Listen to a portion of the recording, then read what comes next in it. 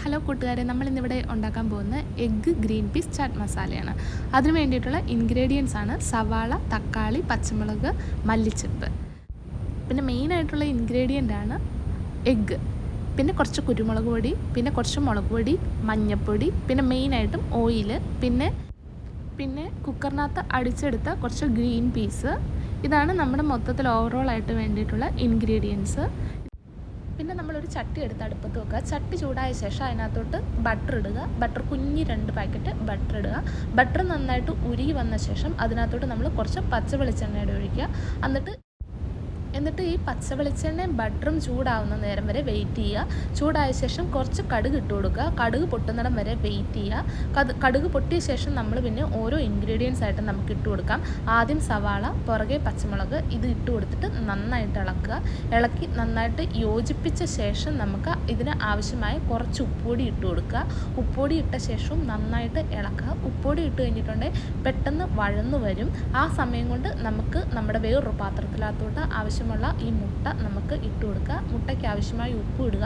നന്നായിട്ട് ബീറ്റ് ചെയ്തെടുക്കുക. എന്നിട്ട് ഈ മുട്ട അങ്ങ് മാറ്റി വെക്കുക.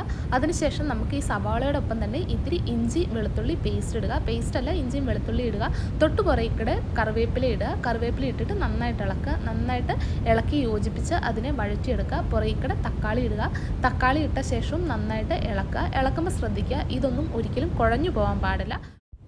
എന്നിട്ട് ഇതിനെ നമുക്ക് നന്നായിട്ട് ഇളക്കി യോജിപ്പിക്കാം. നന്നായിട്ട് ഇളക്കി യോജിപ്പിക്കുമ്പോഴും നമ്മൾ ശ്രദ്ധിക്കുക, ഇത് കുഴഞ്ഞു പോകരുത്. അതിനുശേഷം നമുക്കിതിന് ആവശ്യമായിട്ടുള്ള പൊടികളിടാം. ആദ്യം ഇച്ചിരി മഞ്ഞൾപ്പൊടി, പിന്നെ ഇത്തിരി മുളക് പൊടി, അതിനുശേഷം ഇത്തിരി മല്ലിപ്പൊടി നമുക്ക് ഇടാം. ഇതും നന്നായിട്ട് ഇളക്കി യോജിപ്പിക്കുക. ഇളക്കി യോജിപ്പിക്കുമ്പോൾ നമ്മൾ എന്ത് ശ്രദ്ധിക്കണം, കുഴയാൻ പാടില്ല. അതിനുശേഷം എടുത്തു വെച്ചിരിക്കുന്ന ഗ്രീൻ പീസ് ഇടുക. ഗ്രീൻ പീസ് വേവിച്ച ഗ്രീൻ പീസ് ഇട്ട ശേഷം അതും നന്നായിട്ട് ഇളക്കി യോജിപ്പിക്കുക. നടുക്കൊരു കുഴി കുത്തിയിട്ട് ഇനി ആ കുഴിയിലോട്ട് നമ്മൾ ഈ മുട്ട ബീറ്റ് ചെയ്ത് വെച്ചിരിക്കുന്ന മുട്ട എടുത്തിട്ട് ഇടുക. മുട്ട ഇട്ട ശേഷം ആദ്യം മുട്ട തന്നെ ഇളക്കുക. അതിനുശേഷം ബാക്കി എല്ലാം കൂടി മിക്സ് ആക്കിയിട്ട് ഇളക്കിയെടുക്കുക. നന്നായിട്ട് മിക്സ് ആക്കിയെടുക്കുക. ഇളക്കുമ്പോൾ നമ്മൾ ശ്രദ്ധിക്കണം, അത് ഒട്ടും തന്നെ കുഴഞ്ഞു പോകാൻ പാടില്ല. അതിനുശേഷം കുറച്ച് കുരുമുളക് പൊടി അതിനകത്തോട്ട് ഇടുക.